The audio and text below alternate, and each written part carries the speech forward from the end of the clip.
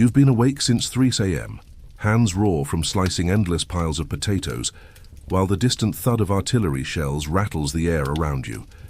And now, a man's life could literally depend on whether you can heat his meal to exactly 165 deg, using nothing more than gasoline, a dented helmet, and sheer determination.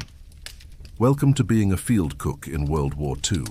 Quick thing before we get rolling, if you use these stories to fall asleep, hit subscribe so you don't miss the next one. And drop a comment with where you're listening from and what time it is right now. I love seeing all the different places. Last week, someone from Iceland commented, and I had to Google what time zone that even was. Alright, tonight we're heading back to 1943, deep in the chaos of war. But first, get cozy. Seriously, check your pillows, fix that blanket, and settle in. Because once we step into this story, you won't want to move. Your eyes crack open to darkness. There's only the faintest trace of dawn bleeding through the flap of the canvas tent. The rough wool blanket scratches at your skin as you shift, your back aching from another night on what amounts to a glorified burlap sack stuffed with straw. There's no time to think about comfort, though. Not here. A shrill whistle blast pierces the early morning silence, making your heart jump.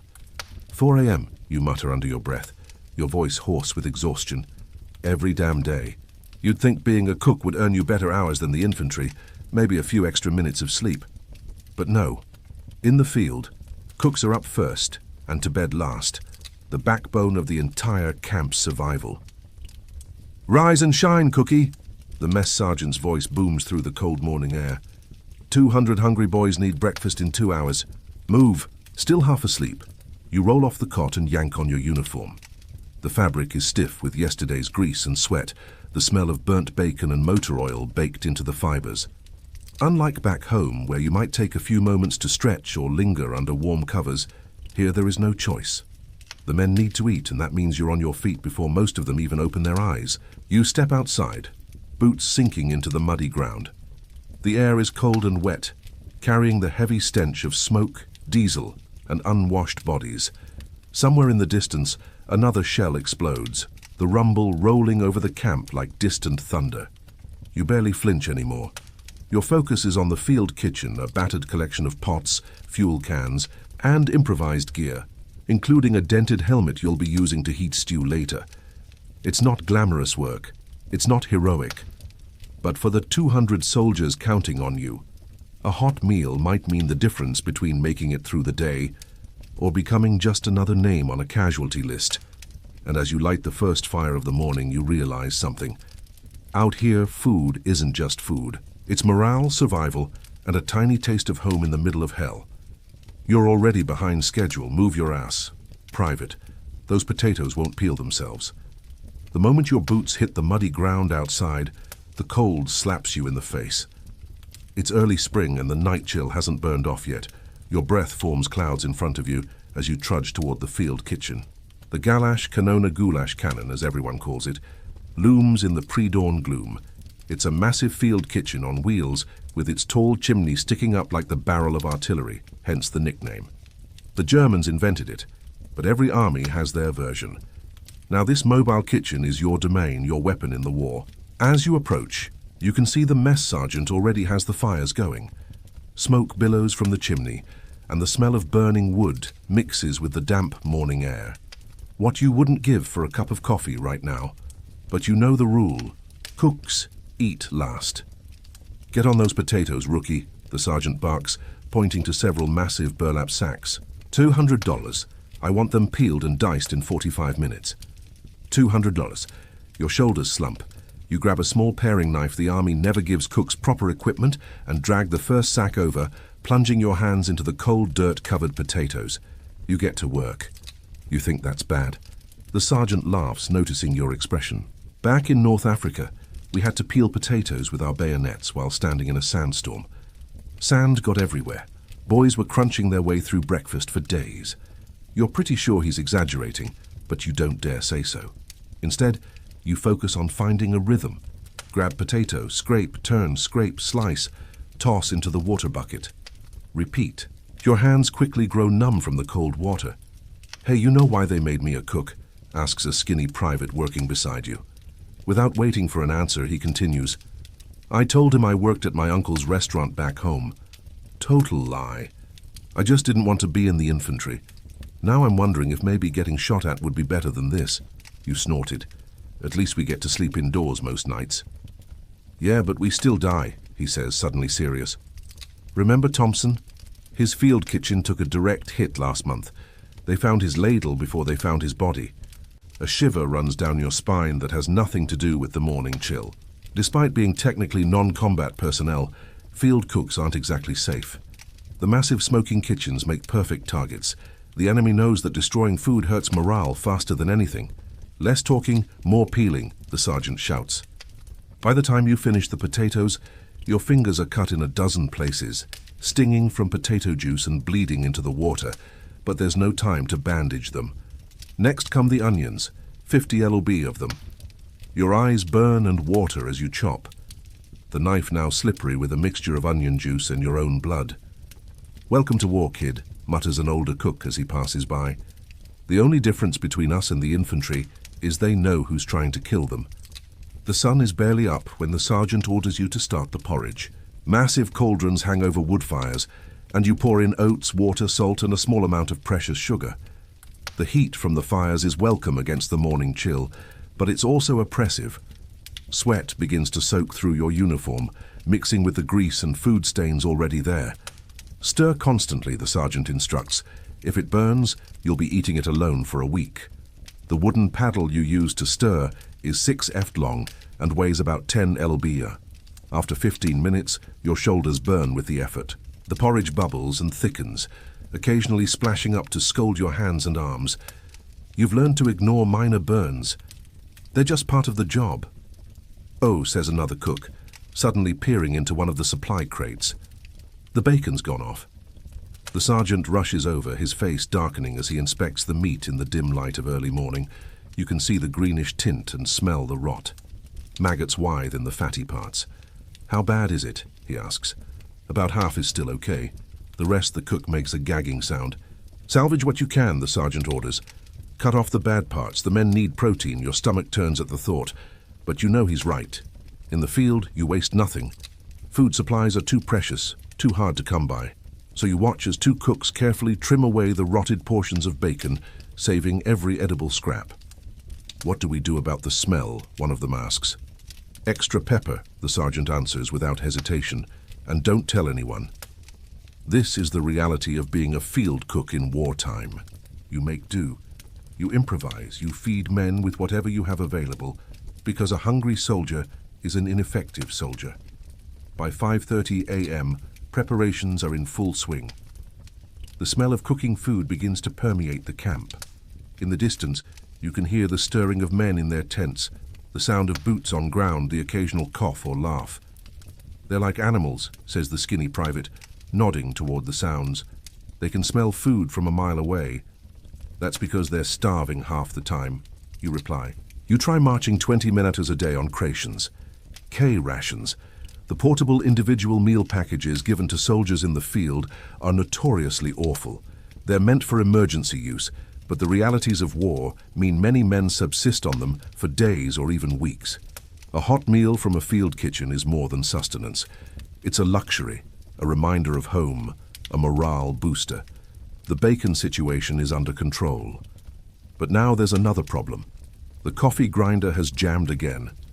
Without coffee, you might as well serve the men empty plates. Nothing causes mutiny faster than no morning coffee. Fix it, the sergeant orders, thrusting the grinder into your hands. Use whatever you need, just get it working. You examine the grinder, finding a small stone that's gotten mixed in with the beans. After removing it, you take the mechanism apart. Clean it as best you can with your filthy rag and reassemble it. It's still not working perfectly, but it'll do the job. Not bad, the sergeant admits, testing the repaired grinder. You've got good hands. It's the closest thing to a compliment you've received since joining the kitchen crew. You try not to look too pleased. As 6 a.m. approaches, the pace becomes frantic. Porridge needs to be ladled into serving trays. Bacon. What's left of it needs to be fried. Coffee needs to be brewed, gallons and gallons of it. Bread that was baked yesterday needs to be sliced. Every available surface in the kitchen area is covered with food or preparation materials. "They're coming," someone shouts, and you look up to see the first wave of soldiers approaching, mess kits in hand, breath visible in the cold morning air. "Places everyone," the sergeant calls out. "Remember, keep the line moving. No seconds until everyone's had firsts." You take your position behind a massive pot of porridge, ladle in hand. The soldiers file past, holding out their mess kits, their faces tired but expectant. You scoop, pour, in a rhythm that quickly becomes mechanical. "Put some muscle into it," the sergeant says, passing behind you. "These boys need calories. Don't be stingy." So, you add a little extra to each serving, knowing it means less for someone at the end of the line. It's an impossible moral calculation, but you make it 100 times every meal. "Thanks, Cookie," a mud-splattered corporal says as you fill his mess kit. "Smells good today." You nod, not breaking your rhythm. Another soldier approaches, this one with a bandaged hand. "Can you help me, buddy?" he asks, gesturing to his injury. "Can't hold the tray steady." Without hesitation, you take his mess kit, fill it carefully, and hand it back in a way he can grasp with his good hand. He nods gratefully and moves on. The line seems endless. 200 men, each hungry, each looking to you for their daily sustenance. Some make small talk, others are silent, their minds already on the day's missions or the previous day's horrors. A few complain about the food, but most are just grateful to have a hot meal. "Hey, is that bacon supposed to be that color?" a sergeant asks, suspiciously, poking at his meat. "That's just the smoke." You lie smoothly. Special smoking technique from back home. He doesn't look convinced, but moves on anyway. Hunger is a powerful motivator. By the time the last soldier has been served, your arms ache, your back throbs, and you're starving. But there's no rest yet. The cauldrons need to be cleaned, the serving area tidied, and preparations for lunch must begin immediately. "Take 15 minutes to eat," Sergeant tells the kitchen crew. "Then we start on lunch. You fill your own mess kit with what's left. Porridge scraped from the bottom of the pot, a few scraps of bacon and coffee that's been sitting so long it's developed a skin. Still, it's hot food and you wolf it down standing up, too tired to even find a place to sit. Not bad for your first big breakfast service," the skinny private says, eating beside you. "You didn't drop anything, puke, or get yelled at too much. That's a win in my book." You manage a tired smile. "Thanks." "Is it always this intense?" "Nah," he replies, then grins. "Sometimes it's worse. Wait until we have to pack up and move the kitchen on 10 minutes notice, or cook during an air raid, or my personal favorite, when supply lines get cut. And the sergeant tells us to get creative with what we feed the men." Your heart sinks at the thought, but before you can respond, the sergeant's voice cuts through your conversation. "Break's over. Start peeling those carrots for lunch. We're making stew." And just like that, you're back at it. Your hands find the knife again. Your eyes blur with fatigue, but you keep going. Because in war, the fighting never really stops, and neither does hunger. As you work, you think about the men you just fed. In a few hours, some of them might be dead, but for a brief moment this morning, you gave them comfort. A hot meal, a taste of normality in the insanity of war. It's not much in the grand scheme of things, but today it's your contribution to the war effort. The goulash cannon fires roar as you prepare for the next meal. 200 men, 3 meals a day after day after day, until the war ends, or you do. This is your battlefield now. And it's only 700 a.m. Your day as a field cook has just begun. The kitchen operates like a machine, with every cook serving a specific function. You quickly learn that efficiency isn't just about speed, it's about survival. The faster you prepare the food, the less time you're exposed and vulnerable. The more organized you are, the less fuel you waste. In war, even cooking becomes a tactical operation. Always keep your head down, the sergeant instructs as you prepare lunch stew. And listen for incoming. You'll hear the whistle before the explosion. As if on cue, a distant rumbling shakes the ground. Artillery, but too far away to be a concern. Still, several of the newer cooks duck instinctively. "You'll get used to it," an older cook tells you. After a while, you can tell how close they are just from the sound. When you need to worry is when you hear them. But don't have time to be scared before they hit with the lunch stew simmering. The sergeant calls you over to a separate section of the field kitchen. Here, several large metal boxes sit on the ground, each about the size of a small footlocker.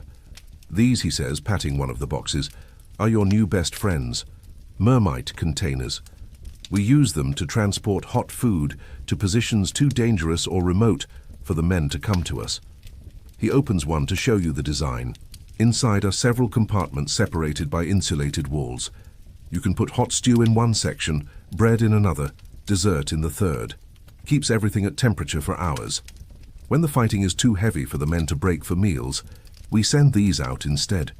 Who delivers them, you ask, already suspecting the answer. We do, he replies, confirming your fear. Usually the newest cook gets the honor. Hope you remember your basic training, because delivering these will take you right up to the front lines. Your mouth goes dry at the thought. When you volunteered for kitchen duty, you'd hoped to stay away from the worst of the fighting. Now you realize that might have been naive. Don't look so worried, the sergeant says, actually showing a hint of compassion. They usually don't target a single man running food.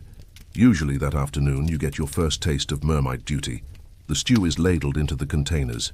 Bread is wrapped and placed in its compartment, and coffee is poured into insulated pots. Then the sergeant hands you a map with an X marked on it. 2nd Platoon B Company. He says they're dug in about a mile east of here. Follow this path. Keep your head down and don't spill the food.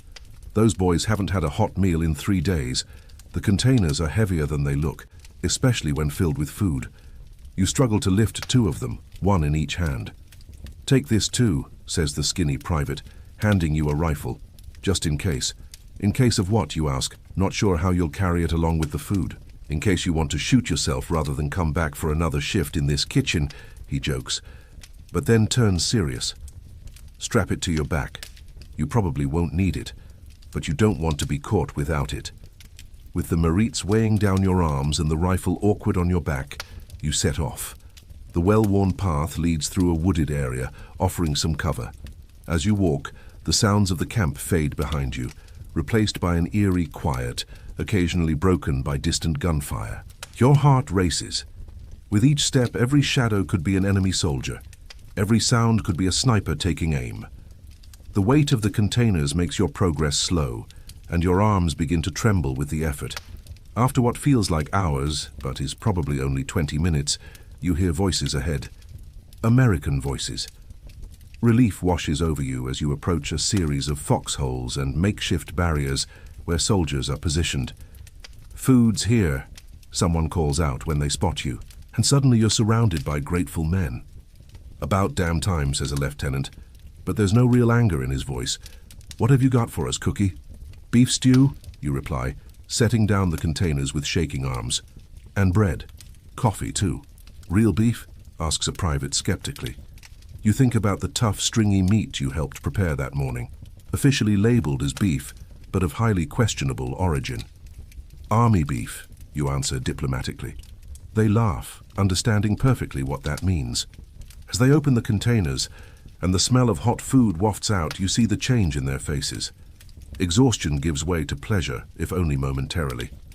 Some close their eyes as they take their first bite, savoring the simple comfort of a warm meal. You don't know what this means, buddy, a sergeant tells you as he collects portions for the men who can't leave their positions. We've been eating cold rations since Tuesday. You watch as they eat, struck by how something so basic food you might have complained about in civilian life can bring such joy in these circumstances. Despite the danger of your delivery mission, despite your exhaustion, you feel a strange sense of pride. Better get back before it gets dark, the lieutenant advises, handing you the empty containers. And thanks, really. The walk back is just as tense, but faster without the weight of the food. When you arrive at the field kitchen, the sergeant merely nods, which you've learned is his version of high praise. Good job not dying, the skinny private says cheerfully. Now help me with dinner prep. We're trying to make something edible out of powdered eggs and canned ham.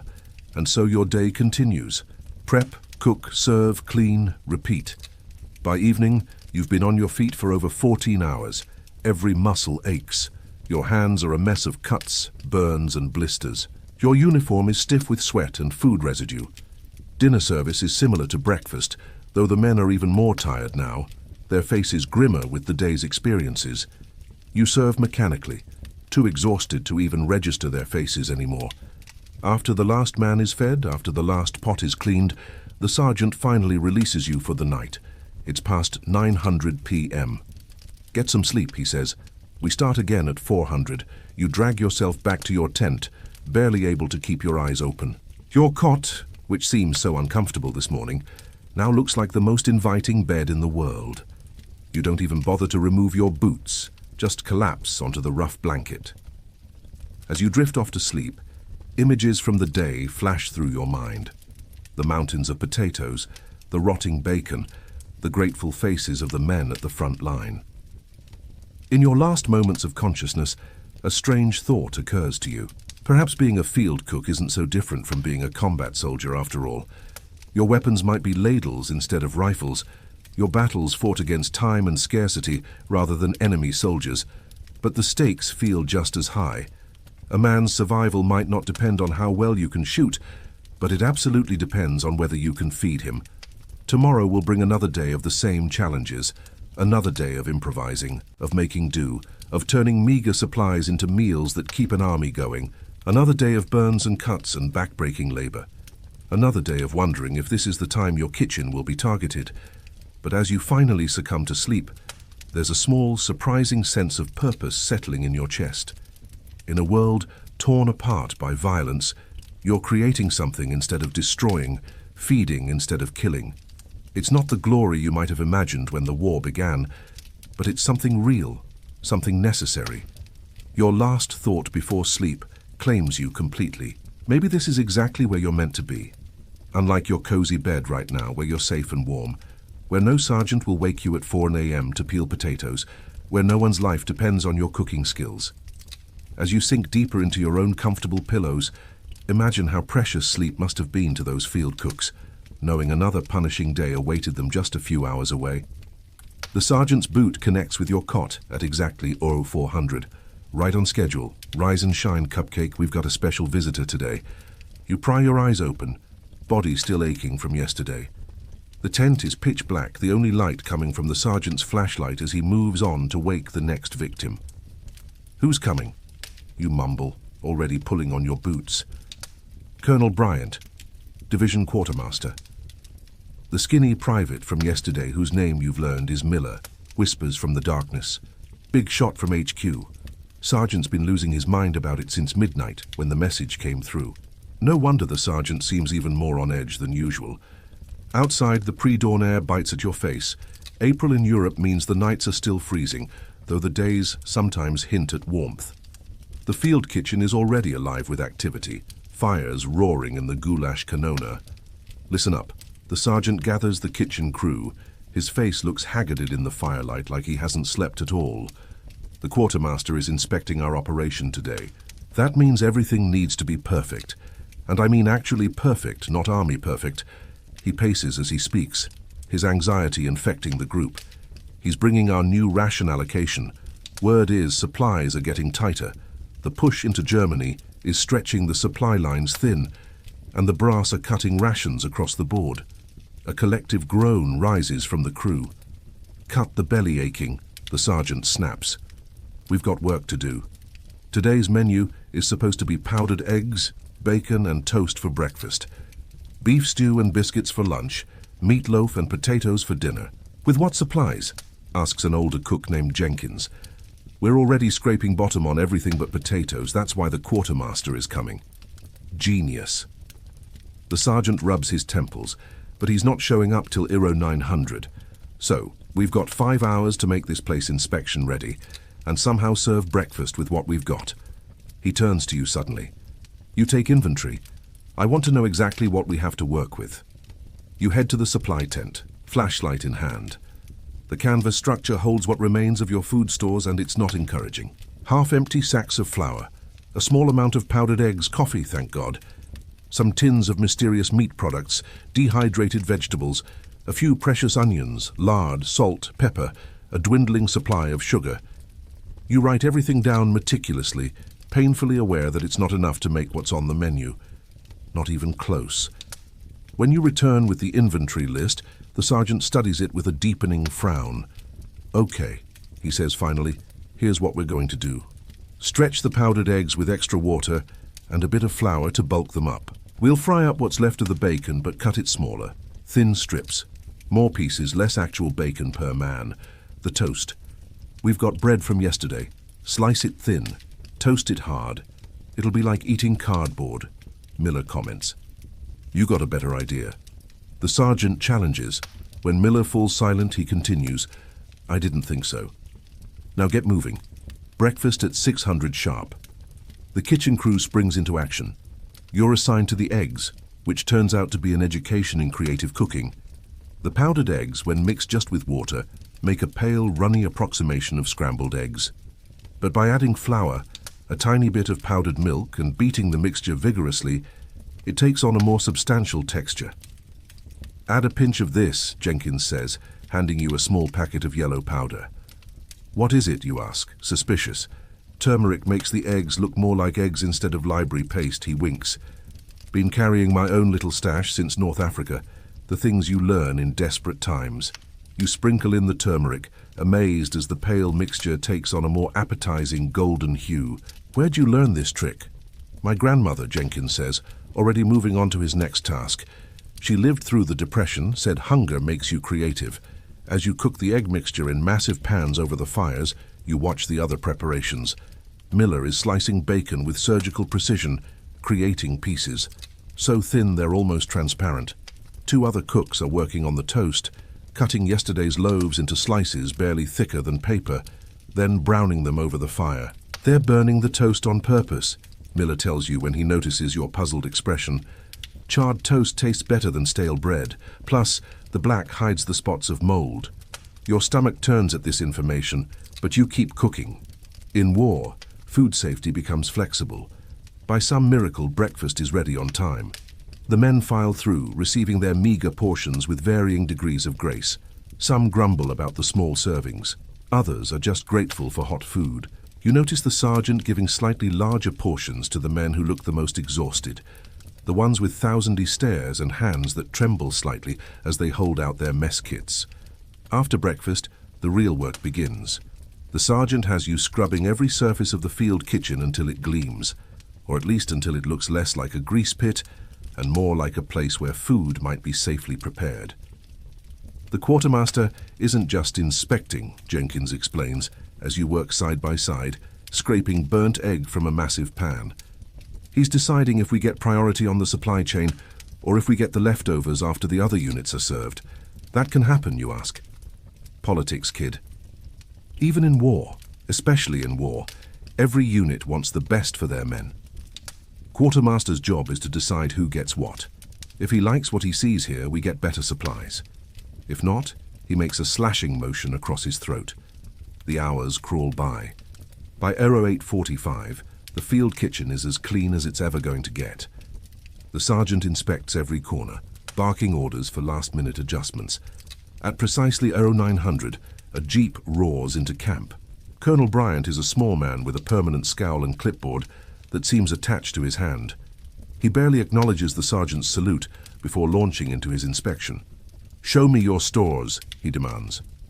The sergeant leads him to the supply tent, where your carefully organized but pathetically depleted supplies await.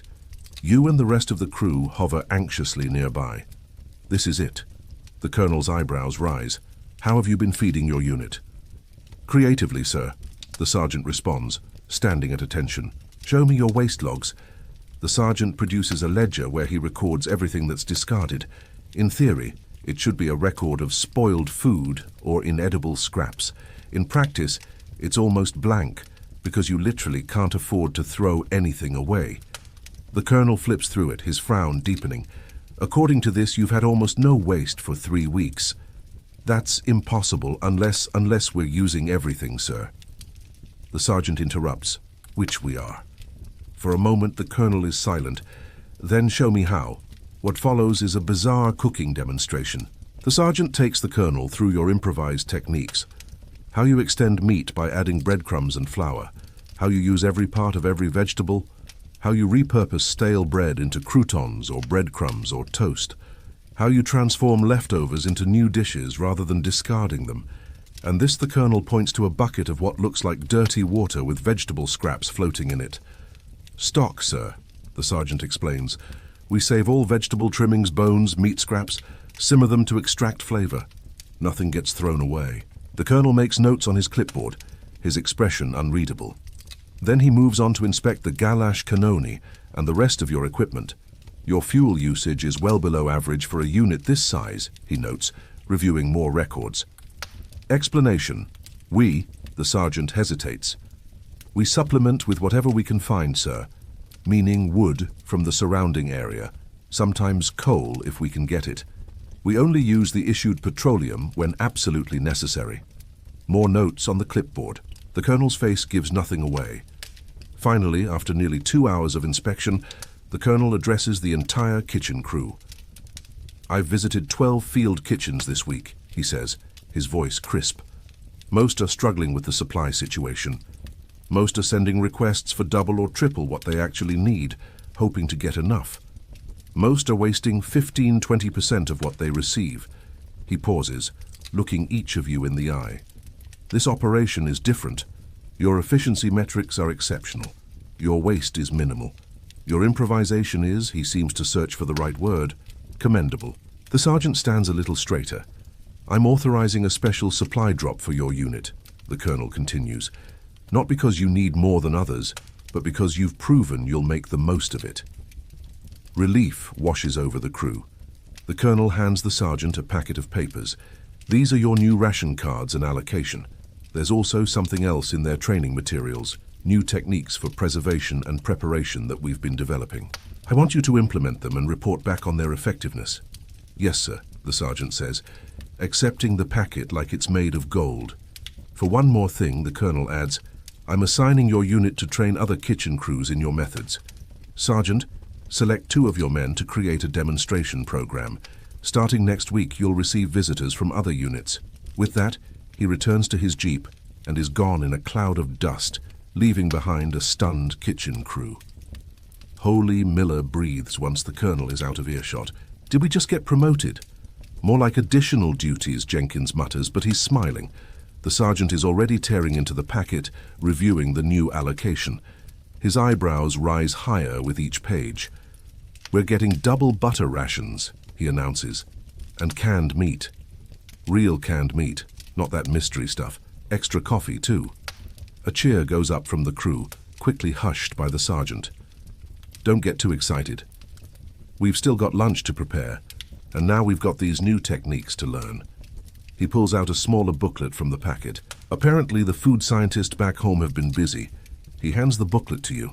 Over the next hour, as lunch preparations continue around you, you pore over the booklet. It's fascinating stuff.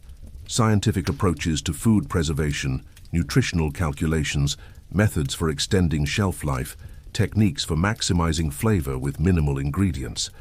One section particularly catches your eye.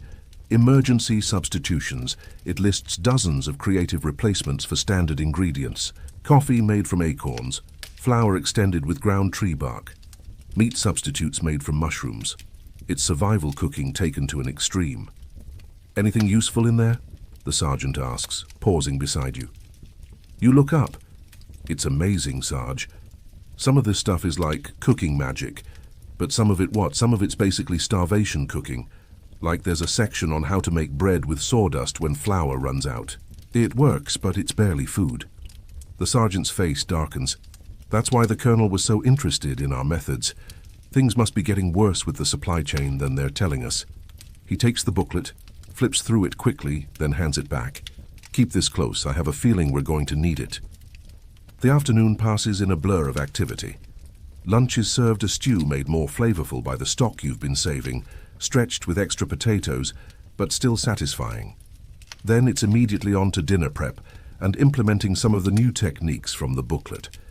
You show Jenkins and Miller a method for tenderizing tough meat using a brine solution with baking soda. It breaks down the proteins, you explain, reading from the booklet. Makes even the toughest cuts edible. Where do they come up with this stuff? Miller asks, watching skeptically as you prepare the brine. Scientists, you reply. Says here they've got whole laboratories back home just working on how to feed the army better. Seems like they could just send us more food instead of clever ways to make garbage edible, Miller grumbles. Jenkins cuffs him lightly on the back of the head. Use your brain, kid.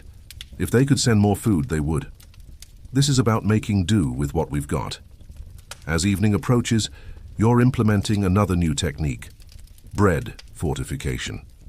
By adding extra protein in the form of powdered milk and a tiny amount of ground peanuts to the dough, you can significantly increase the nutritional value without changing the taste much. It doesn't look that different, Miller notes as you knead the dough. That's the point, you say. The men get more nutrition without feeling like they're eating weird science experiments. The promised supply drop arrives just before dinner crates of provisions that are quickly unpacked and inventoried. As the sergeant predicted, it's better quality than your usual shipments. Real canned meat, butter, coffee, even a few luxury items like chocolate and canned peaches. Special occasion only, the sergeant says, locking away the chocolate. When the men really need a morale boost, dinner preparation takes on a festive air with the new supplies. The meatloaf actually contains recognizable meat. The potatoes are mashed with real butter. There's even gravy made from actual drippings rather than just flour and water colored with coffee. As the men file through for dinner, their reaction is immediate. Eyes widen at the sight of the improved food. Comments of appreciation flow freely. One grizzled staff sergeant actually stops to shake your hand. "Whatever you boys are doing different, keep it up," he says. "Best meal I've had since Paris that night," as you finally collapse into your cot, exhausted but satisfied. Miller flops down beside you. So he says, "You think we can actually pull this off, teaching other units our methods? You think about the day's events, the inspection, the new techniques, the improved supplies, the satisfied faces of the men at dinner." "Yeah," you reply. "I think we can." Miller is quiet for a moment. "You know what's weird? Before the war I hated cooking. Couldn't boil water without burning it. Now look at me, practically a chef." You laugh. War does strange things to people. "True that." Miller yawns. "See you at 400 cookie." As you drift towards sleep, your mind turns over everything you've learned today. The science behind field cooking, the desperate creativity born of scarcity, the thin line between nutrition and starvation that you walk every day as a field cook. In civilian life, cooking was about pleasure, about taste, about choice. Here, it's about survival. Every calorie counts. Every nutrient matters. A man's fighting strength, his very life depends on what you put in his mess kit. It's a responsibility you never expected to have. But as sleep claims you, you realize it's one you're starting to take pride in. Tomorrow will bring new challenges, new improvisations, new lessons in the brutal arithmetic of feeding an army on dwindling supplies. But tonight at least you fed them well. And in war perhaps that's victory enough. As you drift off in your uncomfortable cot, so different from your comfortable bed right now, you wonder what new cooking challenges tomorrow will bring. But that's for tomorrow. For now, sleep claims you dreamless and deep. A terrifying whistling sound tears through the air, getting louder by the second. Incoming. Your body reacts before your mind does, diving for the nearest foxhole. You slam into the dirt next to Jenkins as the shell hits somewhere behind the field kitchen. The ground shakes. Dirt rains down. Your ears ring with the explosion. Son of a Jenkins mutters, peering over the edge. They hit the latrine. 3 weeks have passed since the Quartum's visit and everything has changed. Your unit has pushed deeper into Germany, following the front line as Allied forces press toward Berlin. The relative safety of the rear echelon is gone. Now you're cooking less than a mile from active combat. "All clear." The sergeant's voice cuts through the chaos. "Back to work. Those potatoes won't peel themselves." You climb out of the foxhole, legs shaky, and stumble back to your station. The massive pot of stew you were stirring has been knocked over by the concussion, its contents spilled across the dirt. Well, you sigh, looking at the mess. "Clean it up and start again," the sergeant orders, already moving on to assess other damage. "We've still got 200 men to feed by noon. This is your life now, cooking under fire. The constant tension of knowing the next shell might have your name on it. The responsibility of keeping men fed, despite everything the war throws at you. The routine that seemed so grueling back at the training camp now feels like a luxury. Moving a field kitchen is backbreaking work under the best conditions. Moving it in the middle of the night in hostile territory with minimal lighting to avoid attracting enemy fire is a special kind of hell. Every component of the goulash cannoni must be dismantled, loaded onto trucks, transported and reassembled. The massive cauldrons, the heating elements, the chimney sections, the fuel supplies, the water tanks, not to mention all the food stores, utensils, and personal equipment. "This is insane," Miller whispers as you work together to pack crates of cooking equipment. "Moving at night, we could hit a mine or run into a German patrol or get strafed by aircraft. Better than moving during daylight, and definitely getting spotted." You reply, though you share his concern. "I didn't sign up to be this close to the action," he continues. "I became a cook specifically to avoid getting shot at." "How's that working out for you?" you ask dryly. He gives a short, humorous laugh, about as well as your plan to avoid KP duty back home by joining the army. At midnight precisely, the sergeant inspects the packed equipment. Everything is ready. The trucks have arrived. 3 212-ton GMCs with canvas covers, their headlights taped to narrow slits to minimize visibility. "Oh, listen up." The sergeant addresses the kitchen crew. "This move is necessary but dangerous. We'll be traveling in a convoy. No lights except the taped headlights. No talking, no smoking. If we're attacked, abandon the vehicles and find cover immediately. The equipment can be replaced. You can't. It's a sobering briefing." For the first time, you fully realize how exposed you'll be during the move. "One more thing," the sergeant adds. "Each of you take a weapon. Rifles in the cab with you, just in case. The weight of the M1 Garand in your hands feels foreign, uncomfortable. You've had basic weapons training, of course, but you're a cook, not a combat soldier. The idea of actually using the rifle against another human being makes your stomach turn." At 100 sharp, the convoy begins to move. You're in the second truck with Miller and Jenkins. The night is overcast. No moonlight to help navigate, which is both a blessing and a curse. Harder for the enemy to spot you, but harder for your drivers to see the rooted, bomb-crated roads.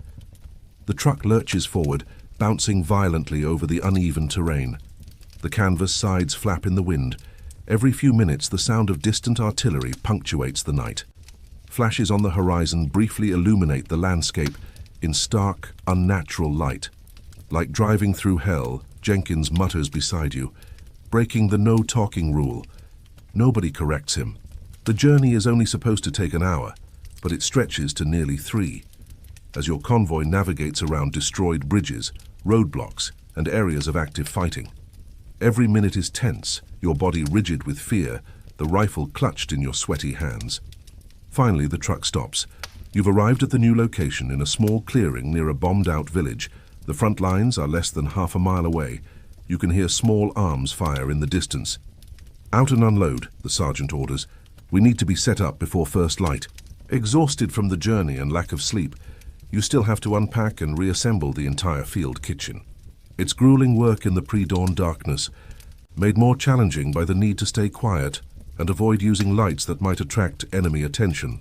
The new position has one advantage, a small stream nearby that provides a water source, but it also has a major disadvantage. It's exposed on the eastern side with only minimal tree cover, separating you from potential German observation posts. "We'll have to camouflage the smoke," the sergeant says, examining the site.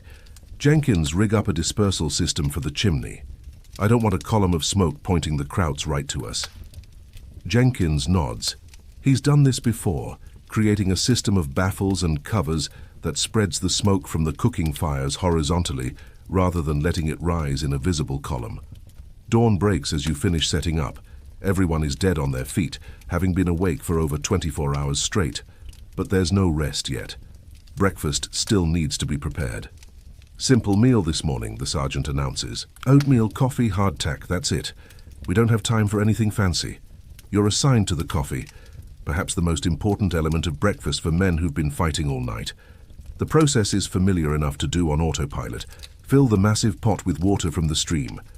Build a fire in the goulash cannon's firebox. Bring the water to a boil.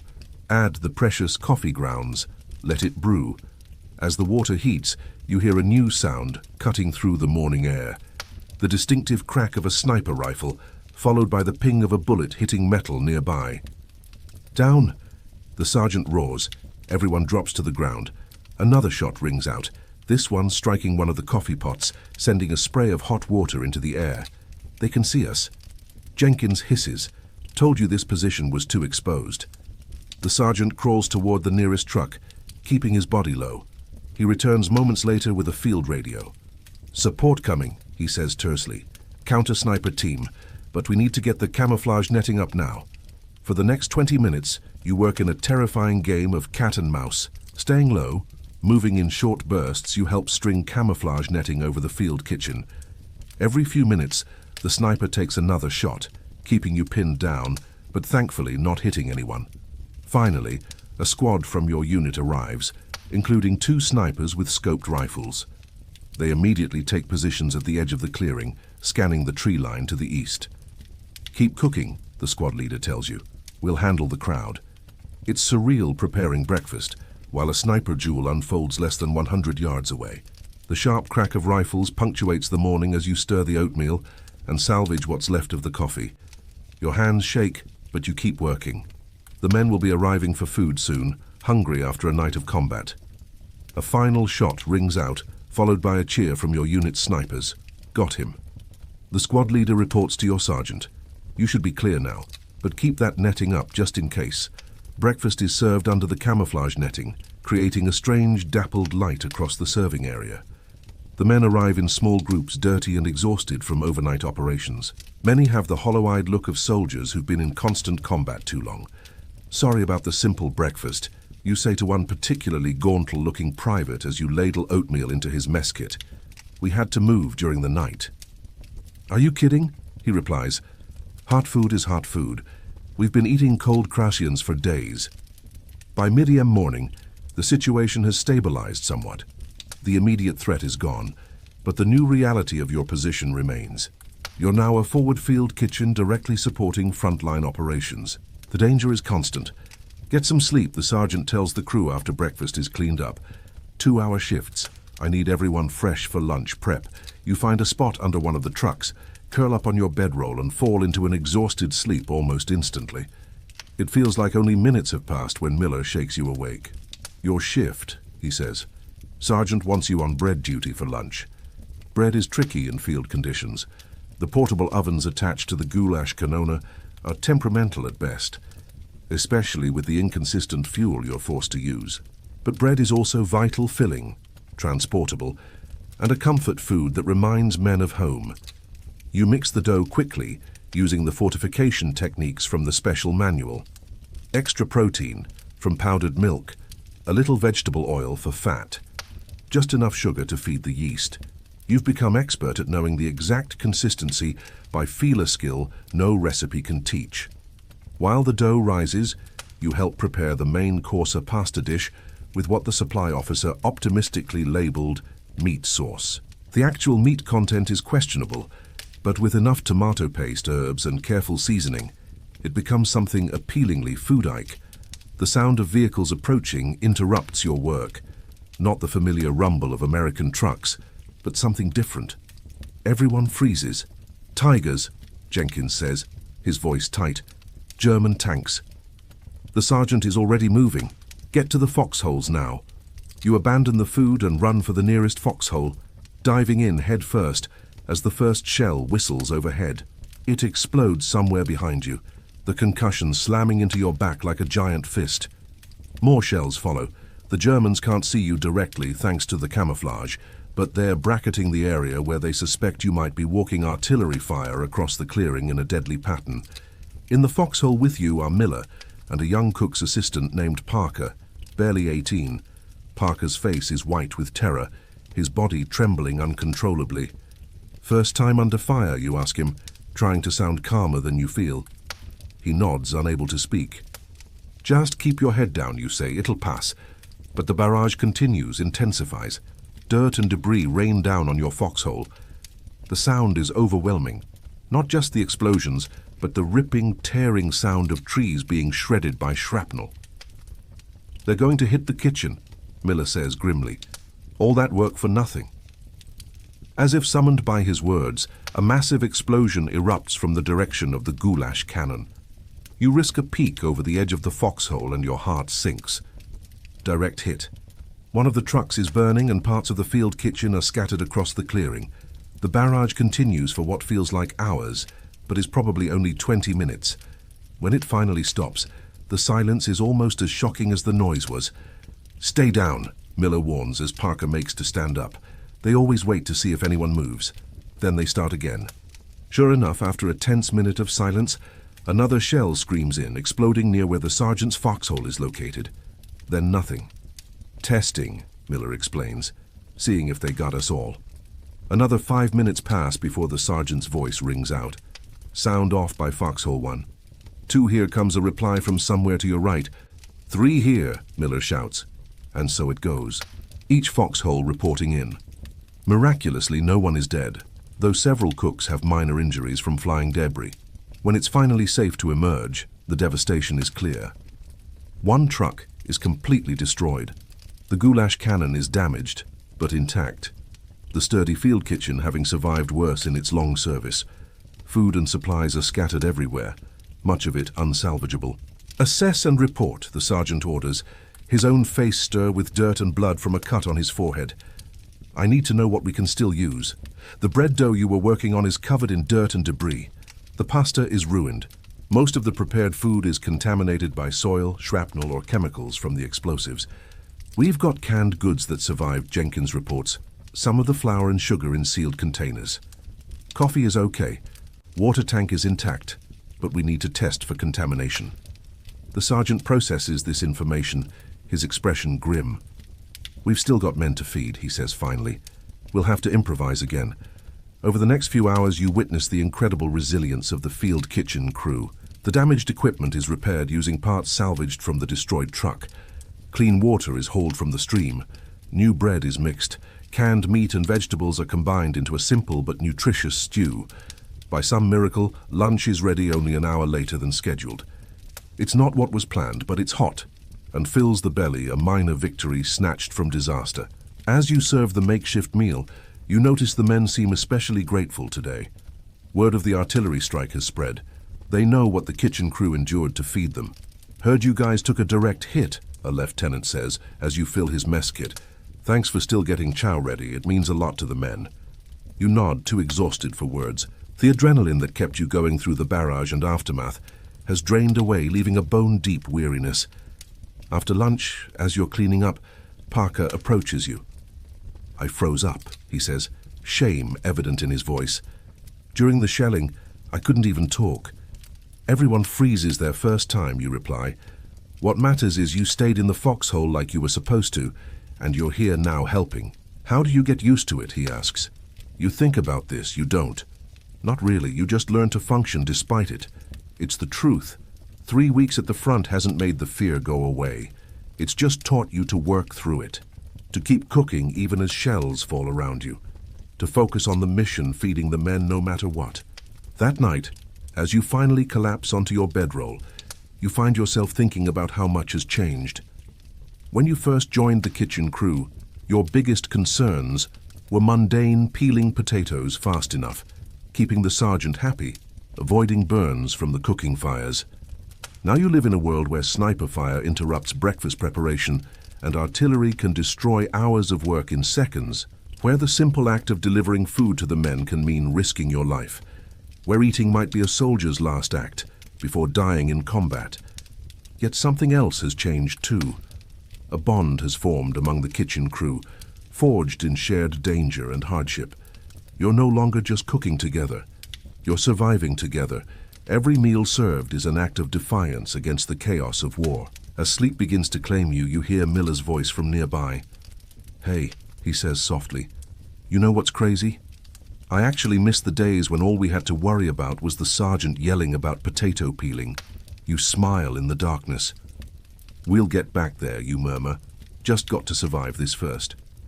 Yeah, he replies. 1 meal at a time. 1 meal at a time. It's become your mantra, your way of breaking the overwhelming task of war into manageable pieces. Just like the soldiers fight 1 battle at a time, you fight your war 1 meal at a time. As you drift off to sleep, the sound of distant artillery, your macabre lullaby, you wonder what tomorrow's meal will bring. But for now, in your warm, safe bed at home, so different from that hard ground beneath a destroyed field kitchen, you can rest knowing that today, at least you won those small battles. You kept the men fed. You survived. And in war, sometimes that's enough. The first snowflake lands on your nose as you're hauling water from the stream. By the time you make it back to the field kitchen, white flakes swirl through the air, catching in your eyelashes, and melting against your skin. Perfect, Jenkins mutters, glancing skyward. Just what we needed. Winter in Godam Germany. It's mid-November 1944. The Allied advance has slowed as supply lines stretch thin and German resistance stiffens. Your unit has been in the same position for nearly 3 weeks, the longest you've stayed anywhere since joining the front lines. Snow means the mud might finally freeze, you point out, trying to find the silver lining. The autumn rains have turned everything into a quagmire, making every task twice as difficult. Yeah, and then we get to deal with frostbite and frozen pipes instead, Jenkins replies. I was in the Ardennes in 40. Trust me, kid, you'd rather have mud. The sergeant approaches, his breath visible in the increasingly cold air. Weather report says this is just the beginning. Big storm coming. I want all equipment winterized by end of day. Winterizing the field kitchen is a process you've trained for, but never actually implemented. It involves wrapping pipes with insulation, setting up windbreaks around the cooking areas, digging storage pits in the ground to keep certain foods from freezing solid, and preparing the Galashka non for operation in sub-zero temperatures. Miller, you and Parker dig the storage pits deep enough that they won't freeze through. You, he points at you, work with Jenkins on insulating the water system. If our pipes freeze, we're screwed. By midday, the snow is falling steadily. A white blanket covers the camp, beautiful in a way that almost makes you forget the war, until the distant crump of artillery breaks the silence. Germans usually ease up on shelling in bad weather, Jenkins tells you, as you wrap pipes with strips of wool blanket. Their spotters can't see targets as well, but don't count on it. What's the worst winter condition you've cooked in? You ask, trying to get a sense of what's coming. Jenkins pauses, thinking Belgium, early 40. Temperature hit 15 below zero. Cooking oil froze solid. Bread dough was like concrete. Coffee froze in the mugs before the men could finish drinking it. He shakes his head at the memory. Lost 2 fingers to frostbite that winter. He holds up his left hand, showing the stumps where his pinky and ring fingers should be. You've noticed the missing digits before, but never asked about them. How'd it happen? Spilled boiling water on my glove. Had to take it off to dry. By the time I realized how bad the frostbite was, it was too late. He flexes his remaining fingers. Could have been worse. A cook from another unit lost his whole hand. Grabbed a metal pot without gloves.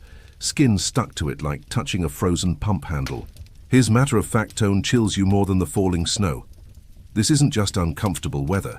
It's potentially lethal. By evening, 3 in of snow blanket the camp, and the temperature has dropped dramatically. The winterizing is complete. But now you face a new challenge. Dinner preparation in freezing conditions. We're switching to 1-pot meals whenever possible. The sergeant announces less exposure, less fuel, less chance for things to go wrong. Tonight is stew heavy on potatoes and whatever vegetables we've got left. The whatever we've got left part is concerning. Supply deliveries have become increasingly sporadic as winter weather affects the roads. Your last proper resupply was over a week ago, and stocks are running dangerously low. Inventory check, the sergeant orders, pointing at you and Miller. I need to know exactly what we've got and how long it will last. The inventory is grim. Flour for maybe 4 more days of bread. Potatoes for 3 days if you stretch them. Coffee, the lifeblood of the army, down to enough for just 2 days. Meat is practically non-existent. Just a few cans of mystery protein that might be beef or might be a worse. We're going to have to forage, the sergeant says after reviewing your findings. Local farms, abandoned villages, anything we can find. Sir, most of those areas haven't been fully cleared of enemy troops. You remind him. I'm aware of the risk, Private. That's why you'll go with a security detail. He looks you in the eye. First, like tomorrow, dress warm. That night, dinner is a thin stew that barely qualifies as food. Mostly water with chunks of potato, a few withered carrots, and precisely 1 piece of meat per serving. The bread is yesterday's loaves, slightly stale, but edible when dipped in the broth. The men don't complain. They've grown accustomed to diminishing rations as winter approaches. They eat quickly, stamping their feet against the cold, then hurry back to whatever shelter they've found or created. Sleep comes fitfully in your freezing tent. The army issue sleeping bag is barely adequate, and you find yourself wearing every piece of clothing you own, including your helmet liner as an extra hat. Still, the cold seeps in, keeping you hovering on the edge of sleep without ever fully succumbing. Morning arrives with a temperature well below freezing and another inch of snow. Your breath creates a small cloud inside the tent. Getting out of your sleeping bag requires a level of willpower you didn't know you possessed. Breakfast is coffee, precious coffee that you can't afford to waste but desperately need, and hardtack biscuits spread with a thin layer of margarine. The coffee is half strength stretched to make the dwindling supply last longer. After breakfast, you report to the sergeant, who introduces you to a stern-faced lieutenant and 3 infantrymen. This is your security detail, the sergeant explains. Lieutenant Harker knows the area. There's a farm about 3 miles east that should still have root vegetables in storage. Maybe livestock if we're lucky. The lieutenant looks you up and down. Ever done this before, Cook? No, sir, you admit. Stay close. Do exactly what I say and we'll be fine. He checks his watch. We move in 5 minutes. Bring empty sacks and that cart if it can handle the snow. The cart in question is a small 2-wheeled affair you normally use for transporting food from the kitchen to outlying positions. Its thin wheels aren't ideal for snow, but it's better than carrying everything by hand. The journey is brutally cold. The wind has picked up, driving the snow horizontally into your face despite the scarves wrapped around your head. Your fingers and toes go numb within the first mile. Despite the layers of socks and gloves, Germans were through here last week, the lieutenant says as you pass a burned-out Sherman tank half buried in snow. Most pulled back north, but there could be stragglers or patrols. Stay alert. The farm appears after nearly 2 hours of trudging through deepening snow. It's a typical German farmhouse with a large barn and several outbuildings. No smoke rises from the chimney. No tracks mar the snow around it. Abandoned, at least temporarily. Anderson Peters check the house, the lieutenant orders. Williams with me on the barn. Cook, stay put until we clear the buildings. You wait, stamping your feet to keep blood flowing, watching your breath form clouds in the frigid air. After 10 tense minutes, the all clear comes. House is empty, Anderson reports. Looks like the family left in a hurry. Some personal belongings still there. Barn's clear too, the lieutenant adds. And we hit the jackpot. Root cellar under the barn floor full of potatoes, turnips, carrots, even some preserved meat. Your heart leaps.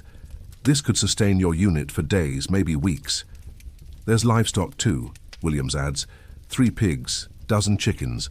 Someone's been feeding them recently. The lieutenant considers this means someone might come back. We need to move fast. He turns to you. Get what we need from the cellar first. We'll decide about the livestock after. The root cellar is a dirt-floored room beneath the barn, accessed by a trapdoor. Wooden shelves line the walls, stocked with burlap sacks of vegetables and glass jars of preserved foods. It's a treasure trove in wartime. You work quickly, loading the cart with potatoes, turnips, and other root vegetables that can survive the journey back to camp. The preserved meat, mostly pork by the look of it, is carefully packed on top. You add jars of pickled vegetables and preserved fruits. As you work, a moral dilemma at you. This is someone's winter food supply. A family might return to find their stores depleted, potentially facing starvation themselves. Sir, you approach the lieutenant. Should we leave some of this for the family? He gives you a hard look. Our orders are to sustain our fighting force. These people chose to support Hitler. Our men come first. You nod, uncomfortable but unwilling to argue. War forces impossible choices. Today your men will eat. What happens to the German family is not your responsibility. At least that's what you tell yourself as you continue loading the cart. The decision about the livestock is made for you when distant gunfire erupts. German patrol. The lieutenant says tersely, peering through binoculars maybe half a mile out. Moving this way, he makes a quick decision. Leave the animals, grab what we've got and move. Now the return journey is even more grueling. The cart, now heavily laden, repeatedly gets stuck in the snow. Your security detail takes turns helping you haul it while maintaining vigilance for the German patrol. Every few hundred yards you stop to listen. The sound of gunfire has faded, but the knowledge that enemy troops are in the area keeps everyone on edge. If we're engaged, the lieutenant tells you quietly during one such stop.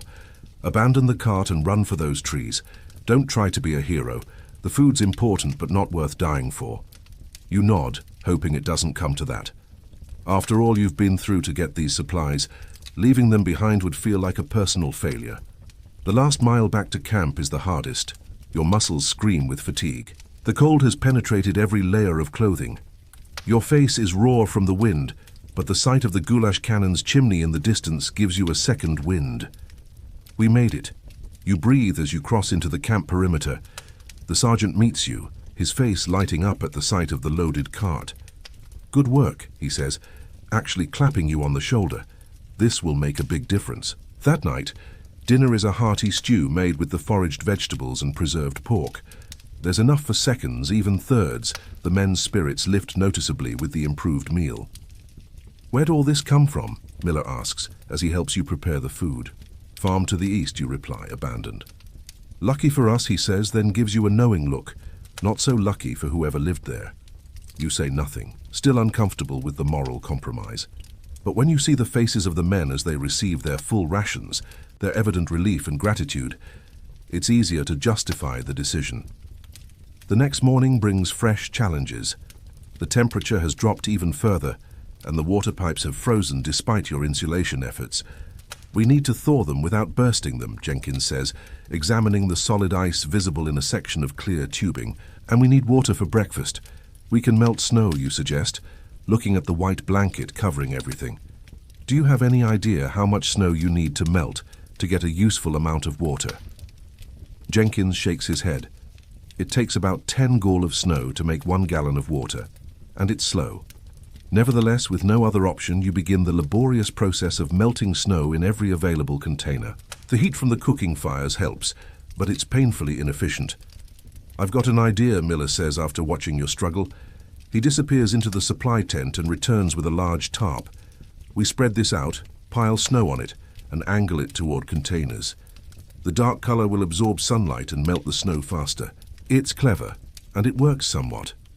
By combining this method with directly melting snow in pots, you manage to gather enough water for the morning's cooking needs. The frozen pipes prove more challenging. Jenkins fashions a system using heated cloths wrapped around the pipes, gradually thawing them section by section without causing them to burst. It's painstaking work that takes most of the day. This is just the beginning, he tells you as you work together. Winter's barely started. It'll get worse. He's right. Over the next week, conditions deteriorate further. The temperature rarely rises above freezing. Snow falls intermittently, accumulating to nearly a foot in some areas. The ground freezes solid, making it impossible to dig new latrines or storage pits. Cooking becomes an exercise in battling the elements. Bread dough freezes if left exposed for more than a few minutes. Water for cooking must be kept constantly heated, or it turns to ice. The fat in meat solidifies almost instantly when removed from heat. Your hands suffer the worst, constantly exposed to the alternating extremes of freezing air and boiling pots. The skin cracks and bleeds. Chilbla's painful inflammatory swellings develop on your fingers. Every movement becomes painful. Petroleum jelly, the sergeant advises. Tossing you a small tin won't cure it, but helps prevent it from getting worse. Rub it in whenever you can. The petroleum jelly helps somewhat, but nothing truly alleviates the constant discomfort. You notice all the veteran cooks have similar hands scratched, reddened, scarred from years of this abuse. Fuel becomes another critical concern. The wood you've gathered is often too wet to burn efficiently. Coal is practically non-existent. The specialized fuel for the Gull's cannoner is strictly rationed. We need to be smart about this, the sergeant tells the kitchen crew. One fire used for multiple purposes. No individual cooking, no heating water, just to wash unless absolutely necessary for sanitation. The men begin bringing their own fuel when they come for meals. Scraps of wood, pieces of broken equipment, anything that might burn. It's a violation of regulations to burn military property, but the sergeant turns a blind eye. Survival trumps rules. One particularly cold morning, you're struggling to light the main cooking fire with damp wood when Parker approaches. Try this, he says, handing you a small tin of whitish paste. It's improvised fire starter mix of candle wax and cotton from medical supplies. Works even with wet wood. Where'd you get it? You ask, impressed by his ingenuity. Made it? He shrugs. My dad taught me. We used to go camping in winter back home. The fire starter works brilliantly. Within minutes you have a strong blaze despite the poor quality wood. It's a small victory, but in winter warfare those small victories keep you alive. Delivering food to outlying positions becomes another life-threatening challenge. The Mermite containers, designed to keep food hot for hours, still lose heat rapidly in sub-zero temperatures. By the time you reach the furthest foxholes, the food is often barely above freezing. We need to modify the containers. You suggest to the sergeant after one particularly difficult delivery, where the men received essentially cold stew. Maybe add an extra layer of insulation or some kind of chemical heat pack. The sergeant considers this. Let me talk to the engineers. They might have some ideas or materials we can use. The solution when it comes is both simple and ingenious. The engineers provide soapstone blocks that can be heated in the cooking fires, then placed in a special compartment added to the bottom of each Mermite container. The stones hold heat for hours, keeping the food warm even on the longest deliveries. It's a small improvement, but the gratitude on the faces of the men receiving properly hot food in their frozen foxholes makes every difficult journey worthwhile. As December arrives, another enemy joins the cold. Disease, respiratory infections spread rapidly through the camp. Men weakened by cold, exhaustion, and less than ideal nutrition fall prey to bronchitis, pneumonia, and other ailments. The field hospital, already busy with combat casualties, fills with coughing, feverish soldiers. Special dietary requirements for the sick add another layer of complexity to your cooking duties. They need liquid nutrition, the medical officer explains, providing a list of modifications: broths, thinned porridge, hot drinks with high sugar content for energy. Despite the challenges, or perhaps because of them, the kitchen crew grows closer. You share techniques for keeping warm. Take turns at the most exposed positions, watch for signs of frostbite on each other. What began as a collection of individuals thrown together by war has become something like a family. One night, as you all huddle around the dying cooking fire before turning in, Miller raises a tin cup of the day's last coffee. To making it through another day, he says, and to all of us crazy bastards who chose to be cooks instead of infantry, to warm food and cold nights, Jenkins adds. To surviving winter, you contribute raising your own cup. The coffee is weak, the night is freezing, and tomorrow will bring the same challenges all over again.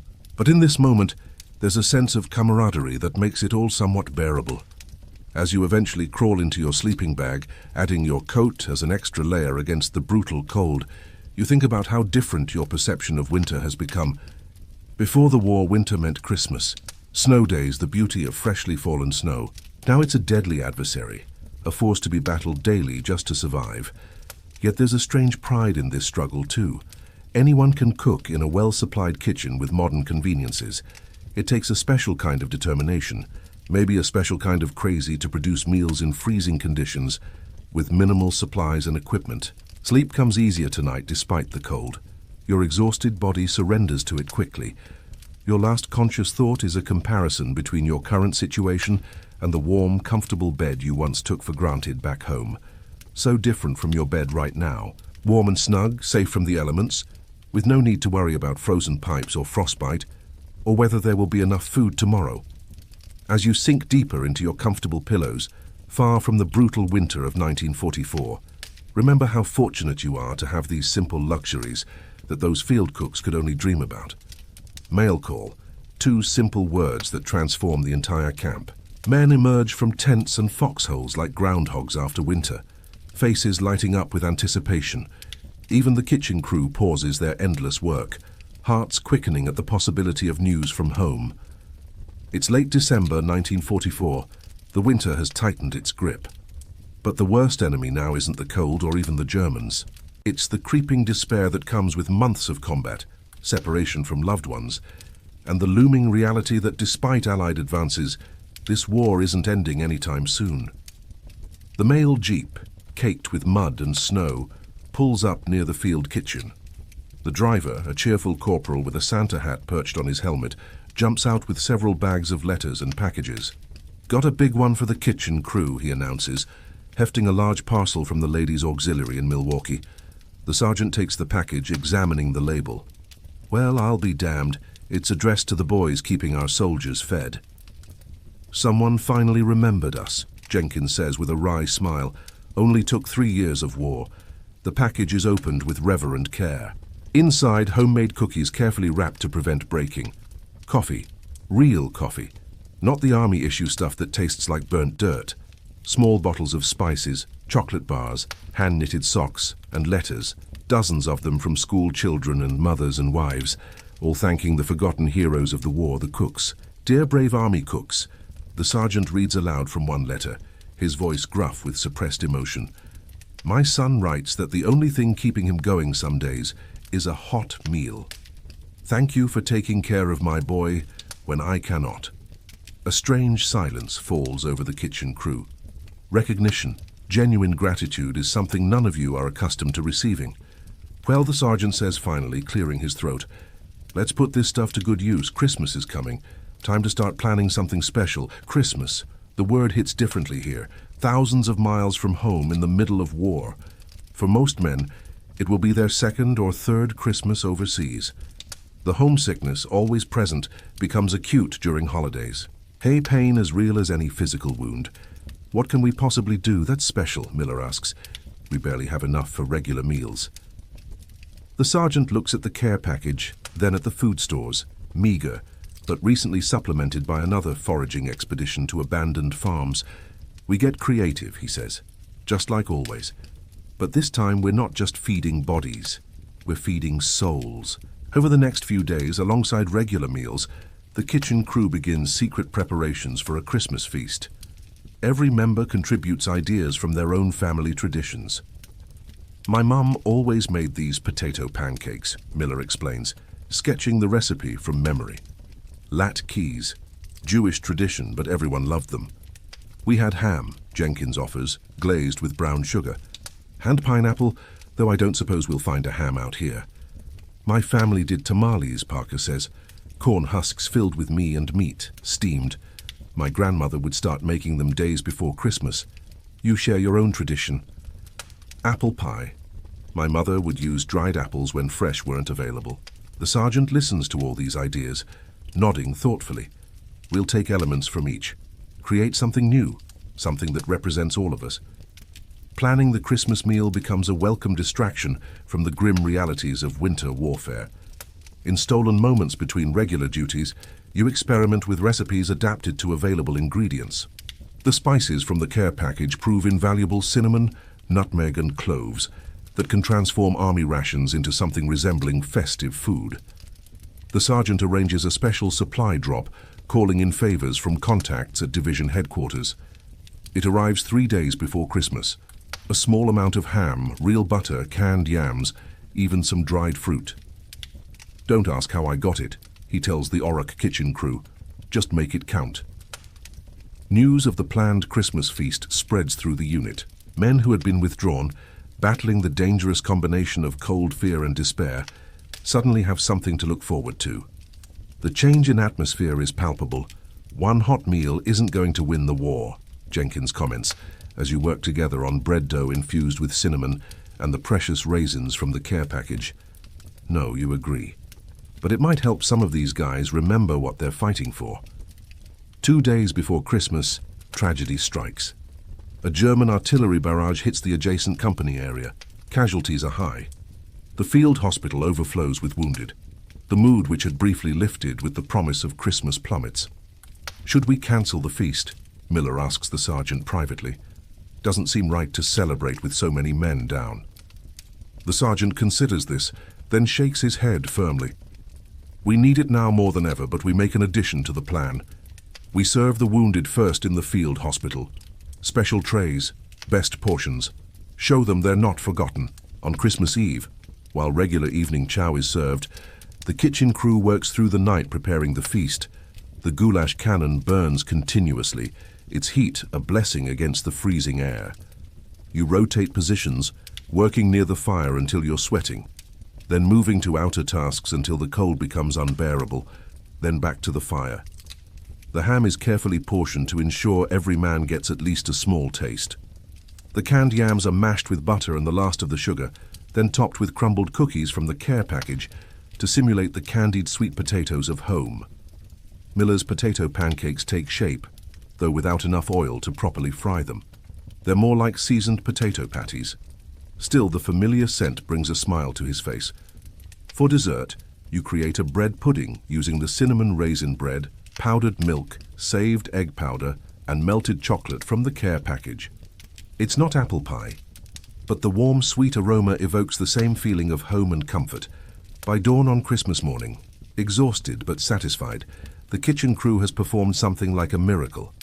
A holiday feast created from military rations and scavenged supplies in the middle of a war zone. Get 2 hours sleep, the sergeant orders. Then we start serving. Hospital first, then the lines. Those 2 hours of sleep are dreamless and deep, despite the uncomfortable conditions.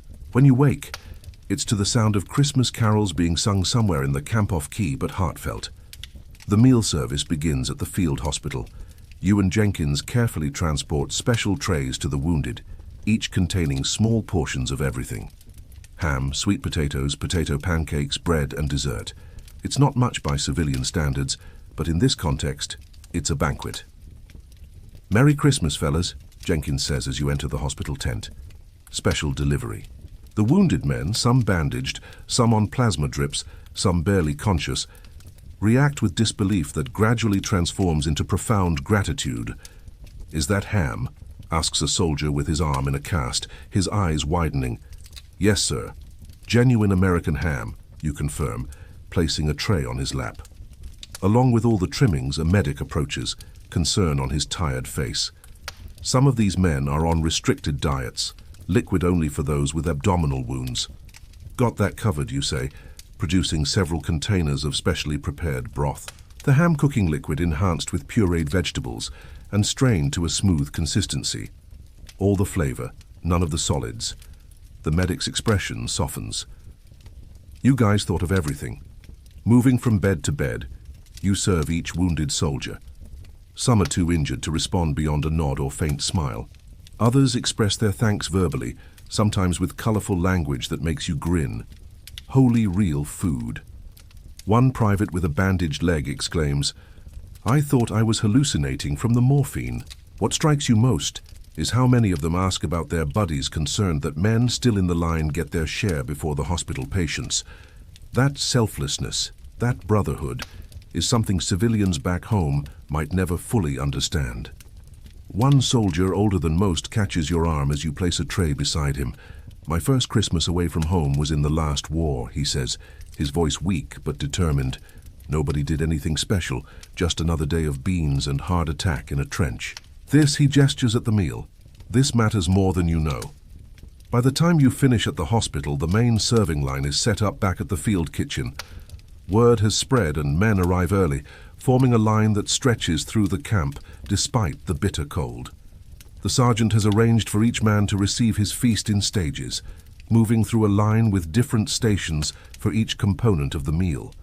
This creates a sense of abundance, the illusion of choice and plenty in a situation defined by scarcity and necessity. You, man, the dessert station, serving your bread pudding with a drizzle of the last precious maple syrup found in the care package. The expressions on the men's faces as they receive this unexpected treat are worth every hour of sleep lost in its preparation. "Tastes like my mum's," one young private says, closing his eyes as he takes a bite. "How do you do that?" "Magic," you reply with a wink. "And cinnamon, lots of cinnamon."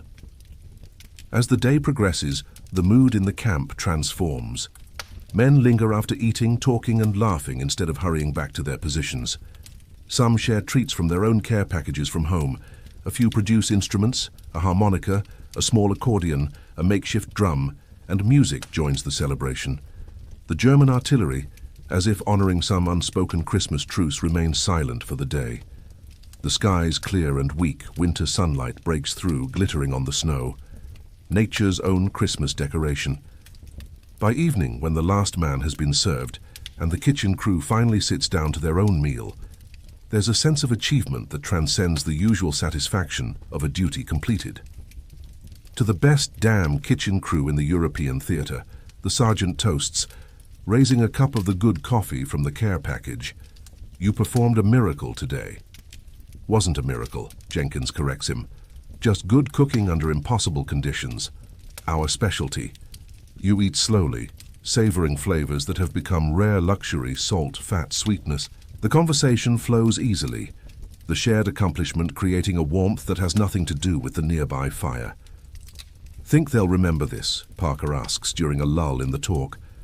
The men, when they go home after the war, think they'll remember one Christmas meal in the middle of nowhere. Jenkins considers this. They might not remember what they ate, but they'll remember how it made them feel. Like someone gave a damn. Like they weren't just anonymous bodies being fed enough to keep fighting. He shrugs. That's what matters. The next day, the war resumes its normal rhythm. Artillery fire in the distance, patrols going out, sometimes not all returning. The cold continuing its assault on body and spirit. But something has changed. A subtle shift in the unit's collective mood. Men stand a little straighter. Smiles come a little easier. The invisible weight of despair has lightened, if only slightly. As January progresses, you notice another change. Men bringing small tokens of appreciation to the kitchen crew, a captured German chocolate bar, extra cigarettes from a care package, a bottle of French wine liberated from an abandoned cellar. Small gestures that speak volumes about how perceptions have shifted. They finally figured out we're not just slinging slop, Miller says after a lieutenant presents him with a fine fountain pen in thanks for the Christmas feast. We're keeping them alive in more ways than one. One cold morning in mid-January, as you're preparing breakfast, a jeep arrives from division headquarters. A colonel steps out, not the quartermaster this time, but someone from operations, judging by his insignia. He speaks briefly with your sergeant, who then calls the kitchen crew together. New orders, the sergeant announces. The front is moving again. We're pushing into Germany proper. Our unit moves out tomorrow morning. A collective groan rises from the crew, quickly silenced by the sergeant's raised hand. There's more, he continues. Division has recognized the importance of morale in this final push. They're implementing what they're calling a forward comfort initiative. Special supplies for hot food, even in combat zones. He pauses, a rare smile crossing his face. Apparently our Christmas operation got noticed by the brass. They're using our methods as a template.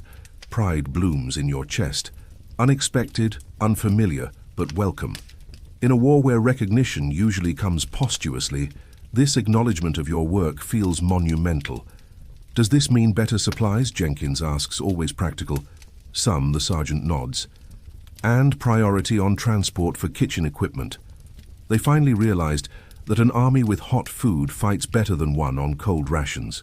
That night, as you pack up for the move, Miller sits beside you, both of you taking a rare break to smoke a cigarette in the shelter of a supply tent. You know what's crazy, he says, watching the smoke curl in the cold air. When this all started, I thought being a cook was the worst job in the army. All the work, none of the glory. He takes another drag. Now, I wouldn't trade it for anything. We're making a difference, not by killing, but by keeping people alive, body and soul. You nod, understanding exactly what he means. Never thought food could mean so much. It's not just food, he replies. It's home. It's normal life. It's proof that somewhere in this crazy war, humanity still exists. He flicks his cigarette into the snow. Pretty heavy stuff for a couple of guys who just wanted to avoid the infantry, huh? You laugh, but he's right. Somewhere along the way, this job became a calling. The simple act of feeding men in the worst circumstances possible has become something approaching sacred. As you settle into your sleeping bag for the last night in this position, you reflect on the journey so far. From the basic training kitchen with its mountains of potatoes to the frontline goulash cannon under artillery fire. From cooking by rote to creating meals that sustain not just bodies but spirits. From a random collection of men thrown together by war to a tightly bonded team that functions like a family. Tomorrow brings a new phase of the war. New challenges, new dangers, new opportunities to prove that even in the darkest times, something as simple as a hot meal can be revolutionary. As sleep approaches, you find yourself thinking of home, not with the sharp pain of homesickness that once characterized such thoughts, but with a gentler nostalgia. You'll appreciate your mother's kitchen differently when you return. The abundance of food, the luxury of cooking without fear of artillery, the simple miracle of fresh ingredients if you return. Because despite the improved morale, despite the recognition from headquarters, despite everything, this is still war. And war takes without asking, without discrimination, without mercy. The Rhine River stretches before you wide and grey in the early morning light. On the far bank lies Germany proper, the heartland of the Third Reich. The air tastes different somehow, charged with the knowledge that you're witnessing history. Hell of a view, Jenkins says, coming to stand beside you. Never thought I'd see it. It's March 1945. After months of brutal fighting through winter, the Allied forces have reached this crucial barrier. Engineers work frantically to construct pontoon bridges across the river, replacing those destroyed by retreating German forces. Your field kitchen is set up half a mile back, feeding the endless stream of men and equipment moving toward the crossing point. The pace is frantic. The generals want to maintain momentum to cross before the Germans can reorganize their defense. "We're crossing tomorrow," the sergeant announces during dinner preparation. "Our unit will be in the third wave. We need to break down the kitchen tonight. Ready to move at 0400. "We crossing with the troops?" Miller asks, the concern evident in his voice. "The Rhine crossing is expected to meet heavy resistance." "No, we'll wait until the bridgehead is secured, then bring the kitchen across. Should be late tomorrow, assuming everything goes according to plan. Everyone knows that in war nothing ever goes according to plan." That night, as you dismantle the field kitchen, an artillery barrage opens up. The Germans targeting the assembly areas near the river. The sky lights up with explosions, the ground trembling beneath your feet. "Keep working," the sergeant orders. "We need to be ready to move no matter what." By midnight, everything is packed and loaded onto trucks. The kitchen crew gathers in a small tent, unable to sleep through the continuing bombardment. The conversation turns, as it often does before major operations, to home. "First thing I'm going to do when I get back," Miller says, lighting a cigarette, "is ask my mother to cook me a steak, a real one, thick as my thumb, with fried potatoes and gravy." "Beer," Jenkins contributes. "A cold beer that wasn't brewed in someone's helmet." "Hot bath," Parker adds, "going to soak until my skin wrinkles up like a raisin." "What about you?" Miller asks, turning to you. You consider the question.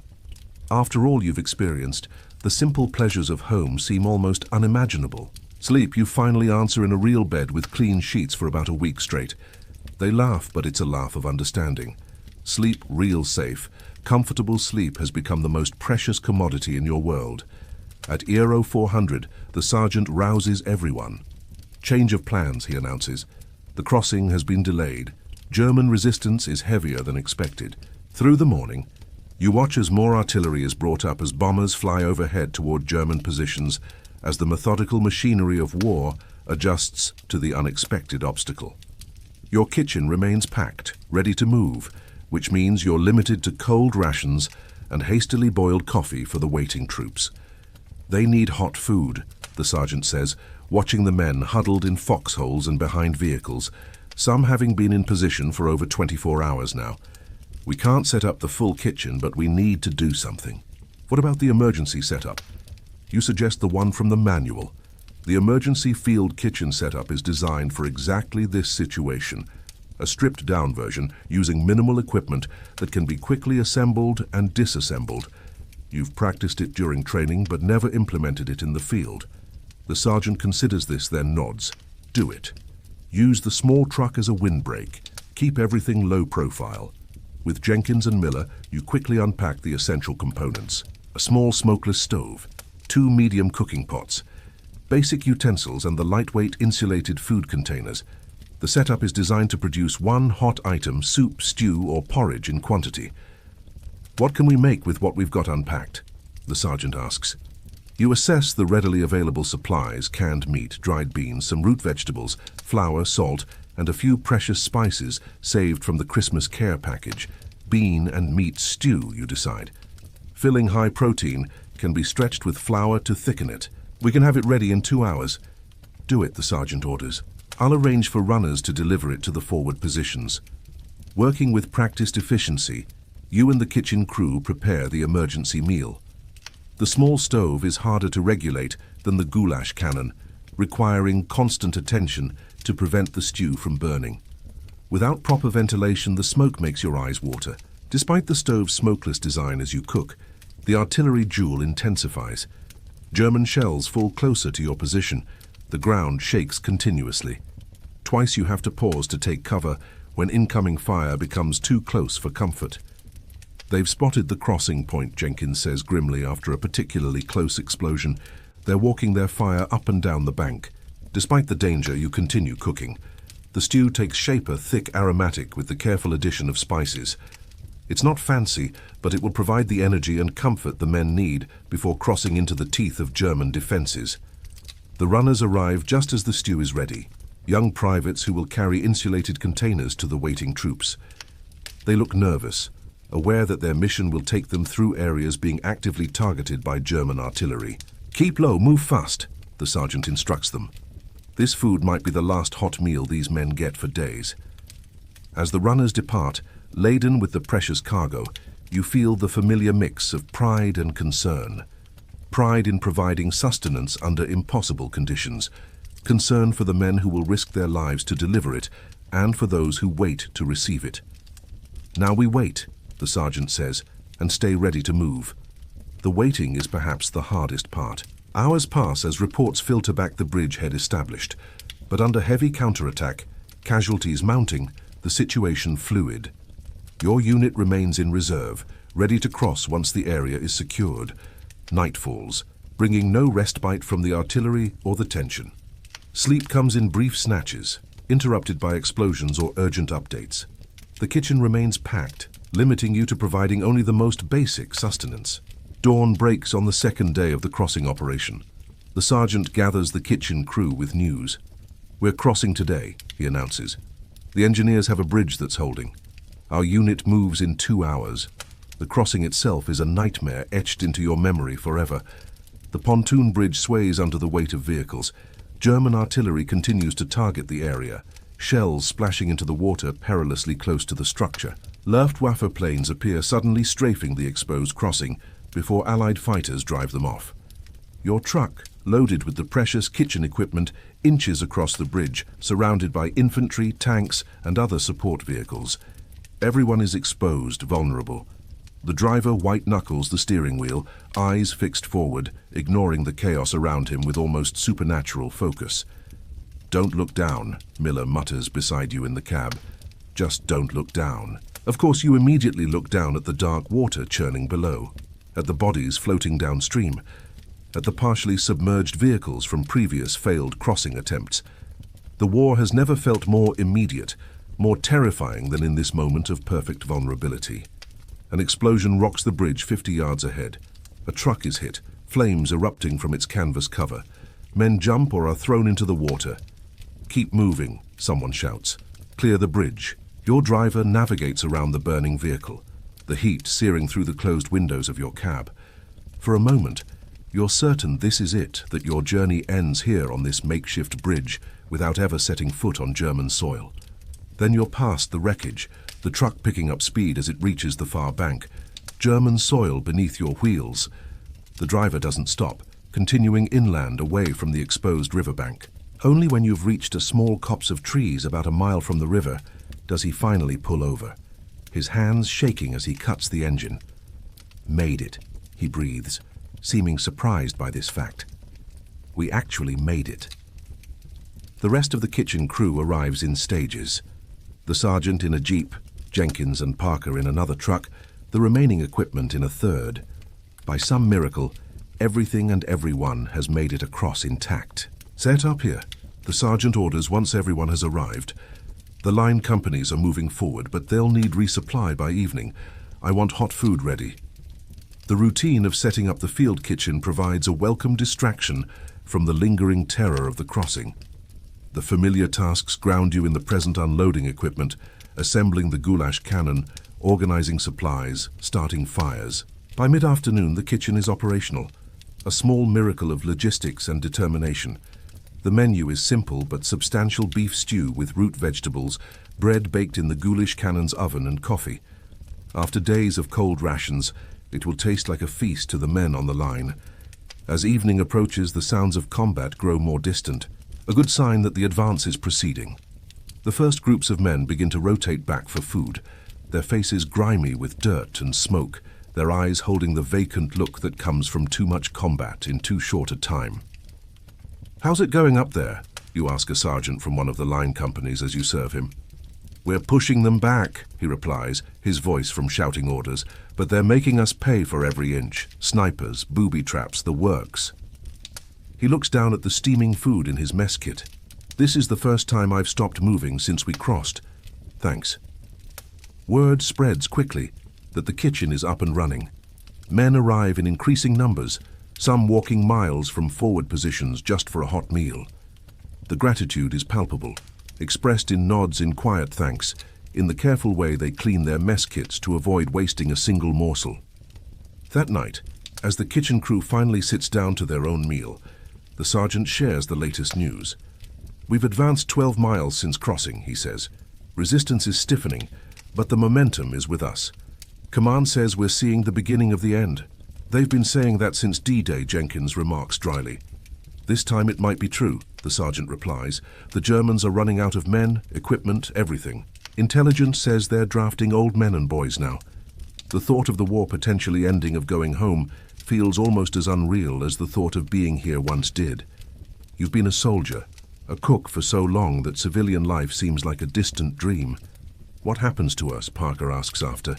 "I mean, if it really ends soon." The sergeant shrugs. "Occupation duty, probably. Someone's going to have to feed the occupation forces." The conversation turns to the future, to plans and hopes long suppressed by the immediate demands of survival.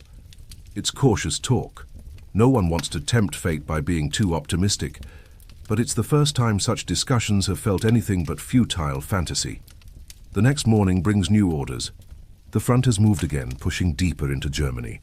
"Your unit needs to follow, maintaining the critical supply line.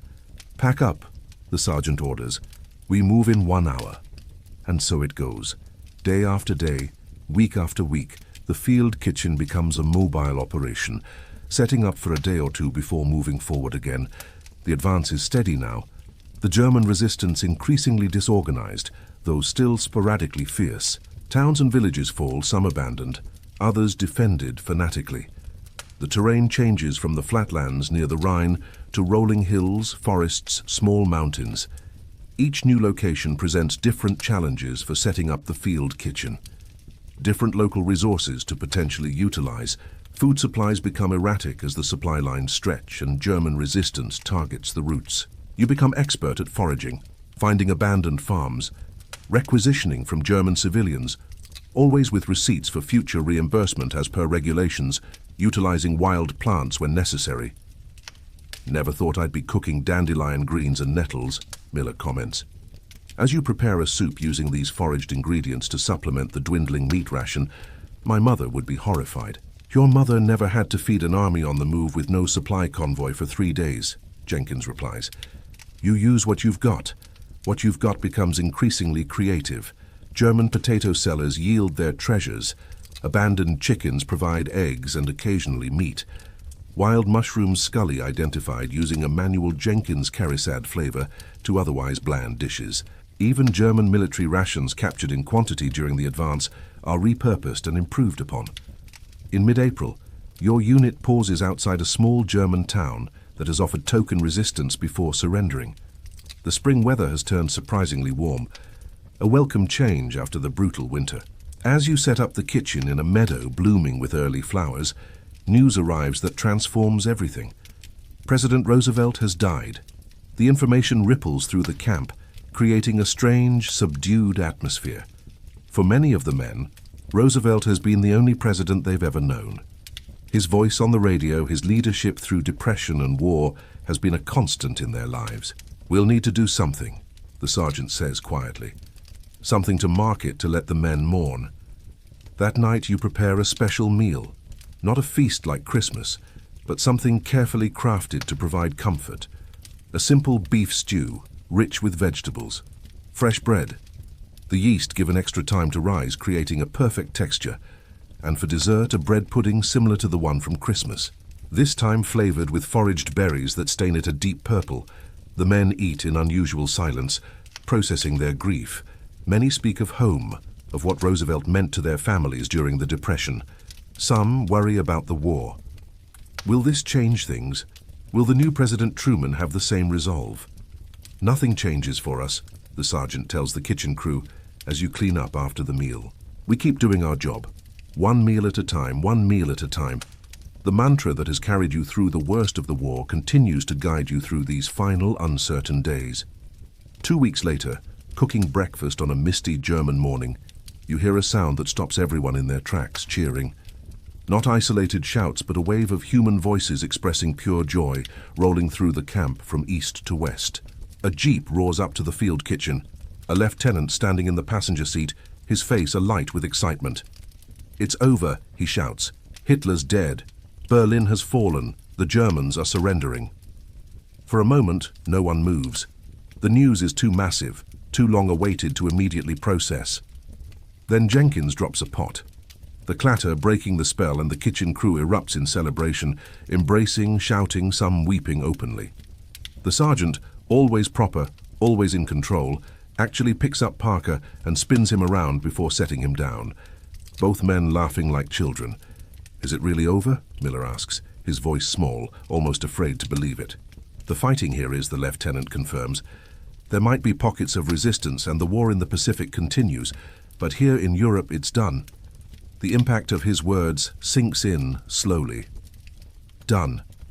After years of danger, deprivation, fear, loss, done. What do we do now? You ask the sergeant when the initial celebration subsides. He looks around at the half-prepared breakfast at the men still celebrating throughout the camp and makes a decision that surprises everyone. "We cook," he says, "but not breakfast. We prepare a victory feast, the best meal possible with whatever we have. Every man deserves to celebrate this day with a full belly.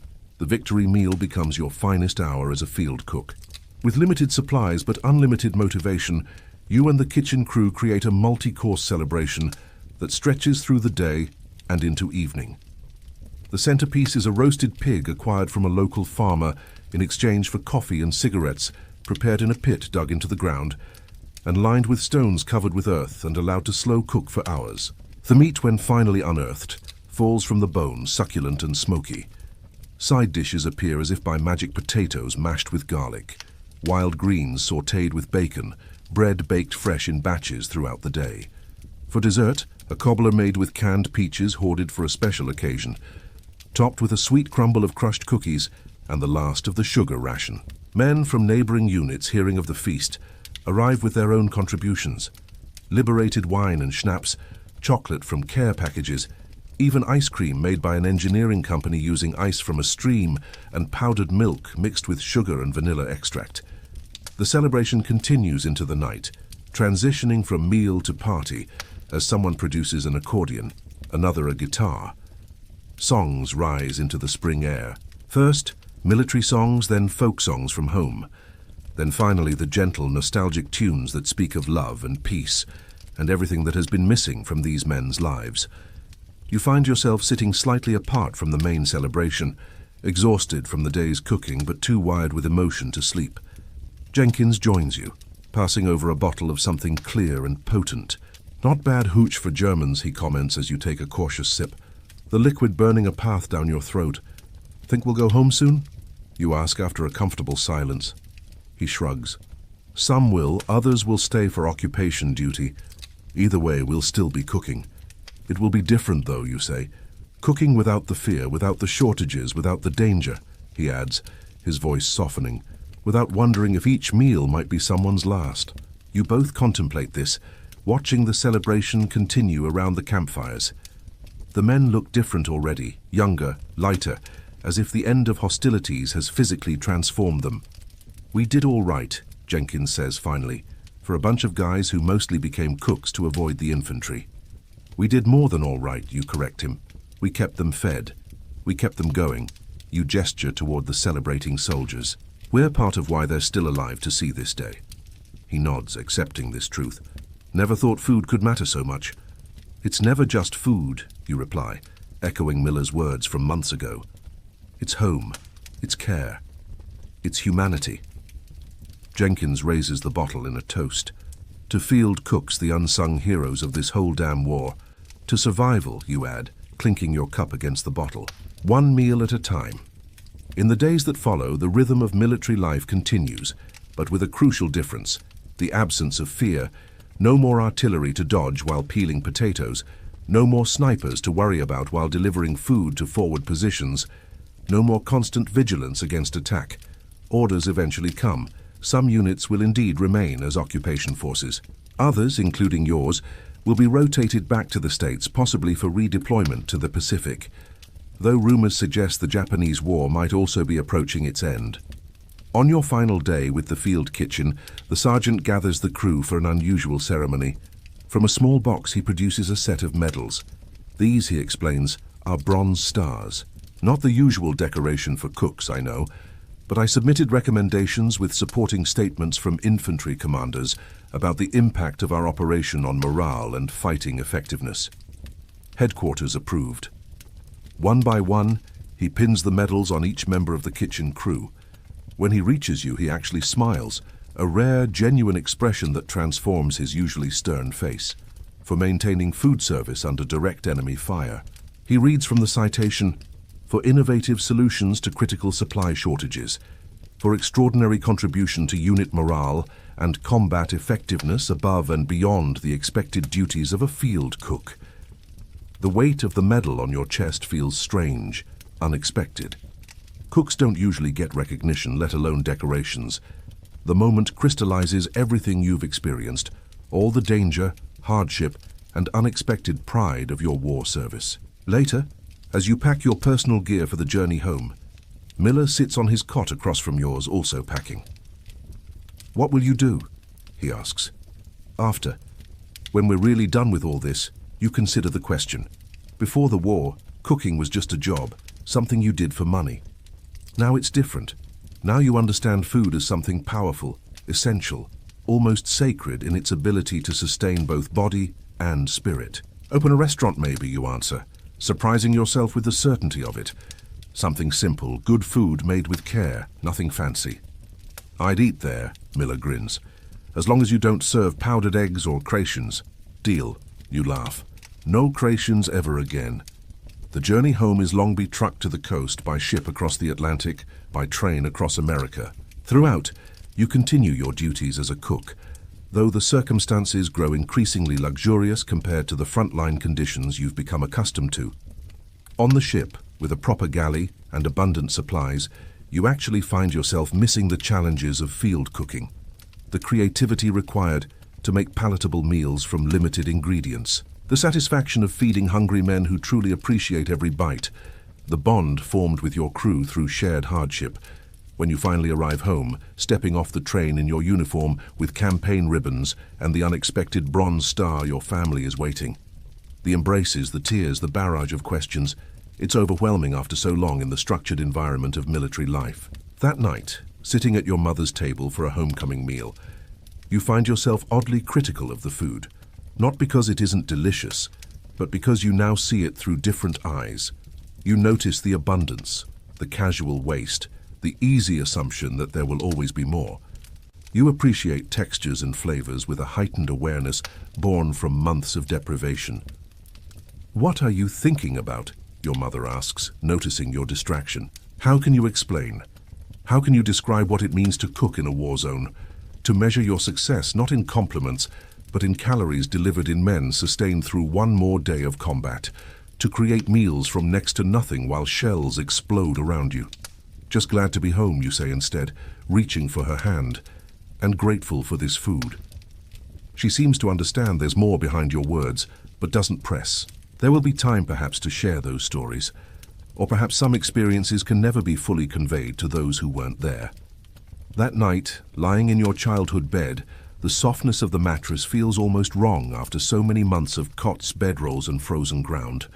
The silence, no distant artillery, no engines, no men calling out in their sleep, is both blessed and eerie. As you drift towards sleep, images from your time as a field cook float through your mind. The massive pot of potatoes on your first day, the sniper fire interrupting breakfast preparation, the frozen pipes in the German winter, the Christmas feast created from nearly nothing, the dangerous crossing of the Rhine, the victory celebration after the surrender. The memories aren't organized by battles or campaigns as they might be for combat soldiers, but by meals, by the triumphant sustenance provided against all odds, by the small victories of keeping men fed, so they could win the larger war one meal at a time. You survived as a field cook in World War II. More than survived, you discovered a calling, a purpose that transcended mere duty. In the crucible of war, in the most challenging cooking environment imaginable, you found what food truly means. Not just sustenance, but comfort, connection, humanity. Sleep comes easily now in your safe and comfortable bed, so different from the dangerous, uncomfortable conditions you endured. As you sink deeper into peaceful rest, remember that sometimes the most crucial battles aren't fought with weapons, but with the simple, powerful act of feeding those who need it most.